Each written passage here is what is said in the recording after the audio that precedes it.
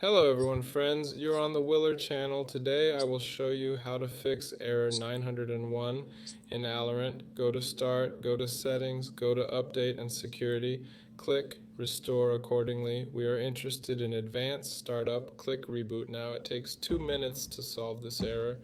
Well, and depending on your BIOS, often you need to rummage through the BIOS, click Troubleshoot, click Advanced Options, click fireframe, firmware. But in general, our task is to find a safe boot in TPM 2.0, Many motherboards now have a search inside the BIOS, and for example, I have TPM 2.0 automatically enabled, so it is not even in the BIOS secure boot. By the way, we're also coming here about